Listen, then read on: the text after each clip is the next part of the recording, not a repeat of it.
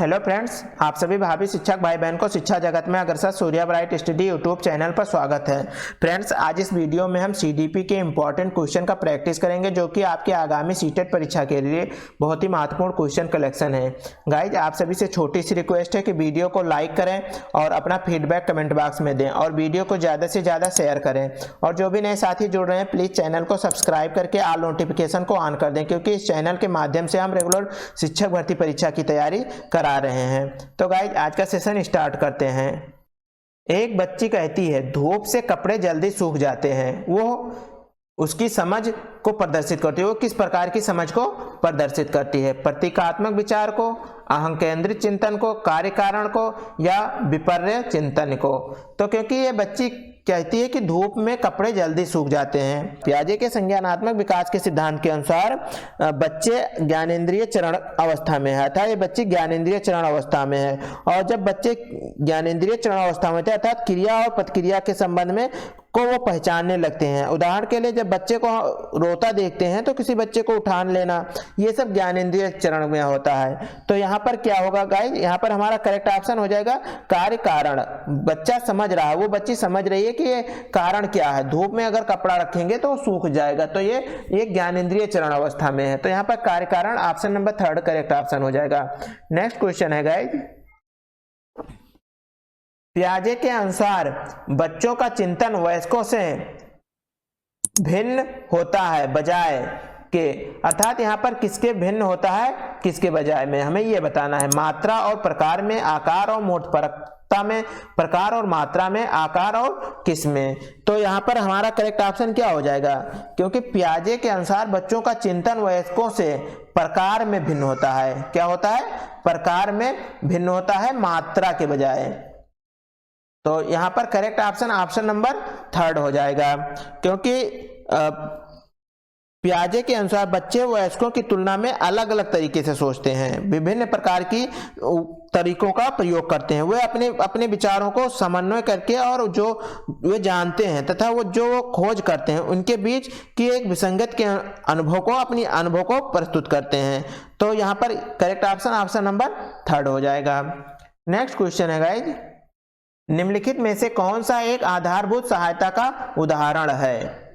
अनुबोधन और संकेत देना तथा नाजुक स्थितियों पर प्रश्न पूछना, शिक्षार्थियों को प्रेरित करने वाले भाषण देना, प्रश्न पूछने को बढ़ावा दिए बिना स्पष्टीकरण देना, मूर्त और अमूर्त दोनों प्रकार के उपहार देना। तो यहाँ पर हमें बताना है कि निम्नलिखित में से कौन सा एक आधारभूत सहायक या आधारभूत सहायता का उदाहरण है। तो आधारभूत सहायता का उदाहरण क्या होगा गाइज? यहाँ पर आधारभूत सहायता अर्थात बच्चे को हम एक ऐसी सहायता दे रहे हैं जो कि बच्चा मान लीजिए किसी प्रक्रिया में, किसी कार्य में वो बीच में उलझ गया है, उसमें हम एक प्रकार की सहायता दे रहे हैं उस कार्य को आगे करने के लिए। तो यहाँ पर इस क्रिया को हम क्या कहेंगे? जैसे कि मचान एक सिद्धांत था। मचान एक शिक्षण पद्धति है जिसमें एक प्रशिक्षक शिक्षार्थियों को व्यक्तिगत समर्थन प्रदान करता है। तो यहाँ पर हम क्या, अनुबोधन और संकेत देना तथा नाजुक स्थितियों पर प्रश्न पूछना। ऑप्शन नंबर 1 यहाँ पर करेक्ट ऑप्शन हो जाएगा, क्योंकि आधारभूत सहायता प्रदान किया जा रहा है, बच्चे को रेगुलर सहायता नहीं दिया जाएगा। यहाँ पर आधारभूत एक समय तक सहायता दिया जाएगा, उसके बाद बच्चा स्वयं अपना कार्य कर लेगा। तो यहाँ पर करेक्ट ऑप्शन क्या होगा? ऑप्शन नंबर 1 हो जाएगा। नेक्स्ट क्वेश्चन है गाइस, वाइगोत्स्की के अनुसार बच्चे सीखते हैं जब पुनर्बलन प्रदान किया जाता है, परिपक्व होने से, अनुकरण से, वयस्कों और समवयस्कों के साथ परस्पर क्रिया के द्वारा। तो गाइस, वाइगोत्स्की के अनुसार बच्चे किसके समाज से सीखते हैं? अपने वयस्कों और समवयस्कों के साथ परस्पर क्रिया के द्वारा सीखते हैं। तो यहाँ पर करेक्ट ऑप्शन नंबर 4 हो जाएगा। ओके गाइस, नेक्स्ट क्वेश्चन है गाइस, कोहलबर्ग ने क्या प्रस्तुत किया था? संज्ञानात्मक विकास का चरण, जीन पियाजे शारीरिक विकास के चरण और संवेगात्मक विकास के चरण, नैतिक विकास। बिल्कुल, यहाँ पर 4th ऑप्शन करेक्ट हो जाएगा, नैतिक विकास के चरण। नैतिक दुविधा का जो चरण है ये कोहलबर्ग के द्वारा प्रतिपादित किया गया था, जिसमें प्रत्येक व्यक्ति या बच्चा एक दुविधा में जीता है और नैतिक दुविधा उसके अंदर रहता है कि इस कार्य को किया जाए, ये कार्य सही है या ये आखिरकार गलत है, किसको किया जाए किसको नहीं किया जाए, तो एक दुविधा के अंदर रहता है। तो यहाँ पर करेक्ट ऑप्शन हो जाएगा ऑप्शन नंबर 4, नैतिक विकास के चरण। नेक्स्ट क्वेश्चन है गाइज, निम्नलिखित में से कौन सी स्थिति बाल केंद्रित कक्षा कक्ष को प्रदर्शित कर रही है? एक कक्षा जिसमें शिक्षिका नोट लिखा देती है और शिक्षार्थियों से उन्हें याद करने को कहा जाता है, क्योंकि ये बाल केंद्रित शिक्षा की बात किया जा रहा है गाइज। तो सेकंड ऑप्शन देखते हैं, एक कक्षा जिसमें पाठ्य पुस्तक एकमात्र संसाधन होता है जिसका संदर्भ शिक्षिका देती हैं, ये दोनों ऑप्शन नहीं होगा। थर्ड ऑप्शन क्या, एक कक्षा जिसमें शिक्षार्थी समूहों में बैठे हैं और शिक्षिका बारी बारी से प्रत्येक समूह में जा रही हैं। फोर्थ ऑप्शन, एक कक्षा जिसमें शिक्षार्थियों का व्यवहार शिक्षिका द्वारा दिए जाने वाले पुरस्कार और दंड से संचालित होती है। तो यहाँ पर हमारा करेक्ट ऑप्शन क्या हो जाएगा गाइज? यहाँ पर करेक्ट ऑप्शन हो जाएगा गाइज, क्योंकि ये बाल केंद्रित शिक्षा की बात किया जा रहा है। तो बाल केंद्रित शिक्षा में अर्थात एक कक्षा जिसमें शिक्षार्थी समूहों में बैठे हैं और शिक्षिका बारी बारी से जाकर प्रत्येक समूह में जानकारी ले रही है कि बच्चे क्या कर रहे हैं, कैसे पढ़ रहे हैं, उनको क्या पढ़ाना चाहिए। तो यह option number correct third option हो जाएगा, क्योंकि बाल केंद्रित कक्षा एक वो स्थान है जहाँ अधिगम है, तो एक समूह में बच्चों की जरूरतों को उनके अनुसार योजना बनाई जाती है और उसे पूरा किया जाता है। तो यहाँ पर correct option option number third हो जाएगा। ओके गाइज, नेक्स्ट क्वेश्चन है गाइज, बुद्धि है, बुद्धि क्या है? सामर्थ्य का एक समुच्चय है, एक अकेला और जातीय विचार है, दूसरों के अनुकरण करने की योग्यता है, एक विशिष्ट योग्यता है। तो बुद्धि क्या है गाइज? तो बुद्धि एक विशिष्ट योग्यता है। ऑप्शन नंबर 4 यहाँ पर करेक्ट ऑप्शन हो जाएगा। बुद्धि क्या है? तो बुद्धि एक विशिष्ट योग्यता है। बुद्धि एक बच्चे या व्यक्ति द्वारा ज्ञान और कौशल प्राप्त करने की एक क्षमता है, जो ऑप्शन नंबर 4 हो जाएगा correct option. Okay, next question है गाइज, भाषा विकास के लिए प्रारंभिक बचपन किस प्रकार का किस काल है? अर्थात कम महत्वपूर्ण काल है, महत्वपूर्ण है, अति संवेदनशील है, निरपेक्ष है। तो भाषा विकास के लिए गाइस प्रारंभिक बचपन जो है वो अति संवेदनशील अवस्था है। कौन सी अवस्था है? तो अति संवेदनशील है। यहाँ पर करेक्ट ऑप्शन ऑप्शन नंबर 3 हो जाएगा, क्योंकि प्रारंभिक बचपन के चरण के बाद भाषा का अधिग्रहण होता है, अर्थात 5 साल की उम्र तक बच्चों को ध्वनि प्रणाली और अपनी भाषा के व्याकरण के बारे में पता चलता है और वे हजारों शब्दकोशों को अपने मस्तिष्क में अर्जित कर लेते हैं। तो यहाँ पर करेक्ट ऑप्शन अति संवेदनशील हो जाएगा, भाषा विकास के प्रारंभिक बचपन काल। नेक्स्ट क्वेश्चन है गाइज, एक सहशिक्षा कक्षा में लड़कों से शिक्षक ये कहता है, लड़के बनो लड़कियों जैसे व्यवहार मत करो। ये टिप्पणी है, एक जातीय भेदभाव का परिचायक है, लड़के लड़कियों के साथ व्यवहार का एक अच्छा उदाहरण है, लड़के लड़कियों में भेदभाव की रूढ़िवाद धारणा प्रकट करता है और लड़कियों पर लड़कों की जैविक वैज्ञानिक महत्ता को उजागर करता है। तो यहाँ पर करेक्ट ऑप्शन क्या हो जाएगा गाइज? यहाँ पर करेक्ट ऑप्शन, क्योंकि ये रूढ़िबद्ध धारणा है, शिक्षक का रूढ़िबद्ध धारणा है, वो कहता है कि लड़के बनो लड़कियों की जैसा व्यवहार मत करो। तो अर्थात यहाँ पर लड़कियों में भेदभाव की रूढ़िबद्ध धारणा को प्रकट करता है, यहाँ पर लड़के और लड़कियों में एक भेदभाव उत्पन्न हो जाएगा ऐसी बातें करने से, ऐसा टिप्पणी देने से शिक्षक द्वारा। तो यहाँ पर करेक्ट ऑप्शन ऑप्शन नंबर 3 हो जाएगा। ओके गाइज, नेक्स्ट क्वेश्चन है गाइज,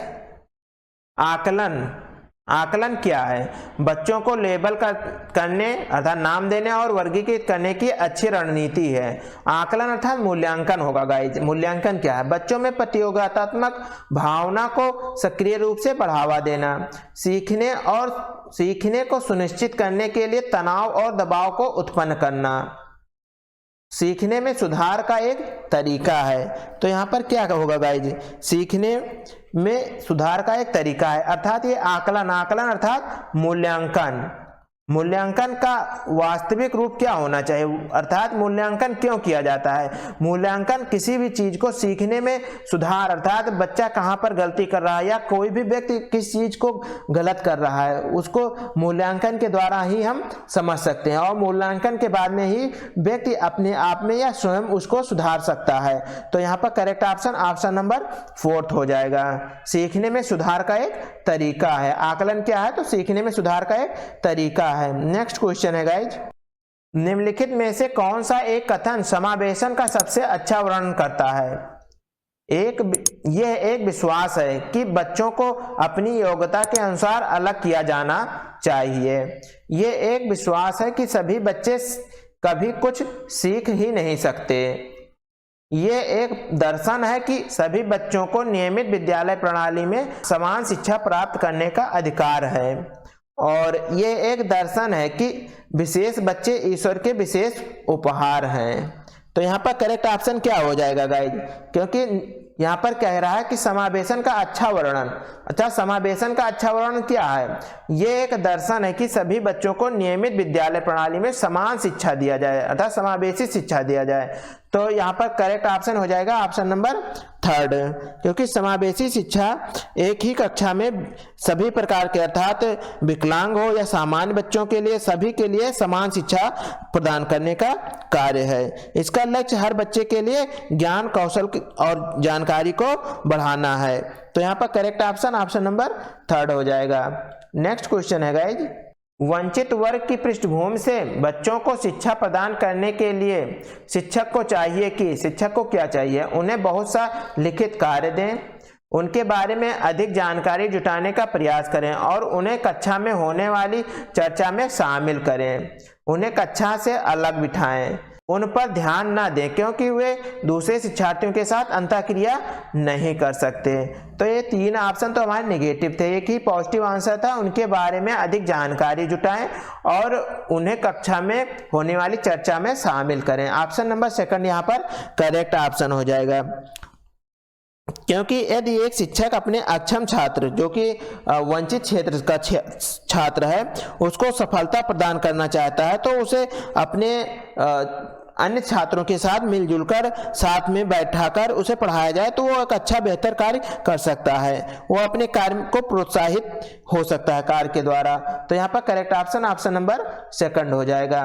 नेक्स्ट क्वेश्चन है गाइज, निम्नलिखित में से कौन सा व्यवहार बच्चे अधिगम नियोग्यता की पहचान करता है। अधिगम नियोग्यता की पहचान करता है, इसमें से मनोभाव का जल्दी जल्दी बदलना ये कोई अधिगम नियोग्यता नहीं है, अपमानजनक व्यवहार ये भी नहीं है। यहाँ पर 3rd ऑप्शन क्या कह रहा है, बी और डी, बी को डी, वाज को शाह, 21 को 12 लिखना, बिल्कुल ये अधिगम नियोग्यता में आता है। कम अवधान विस्तार ये भी नहीं होगा गाइज।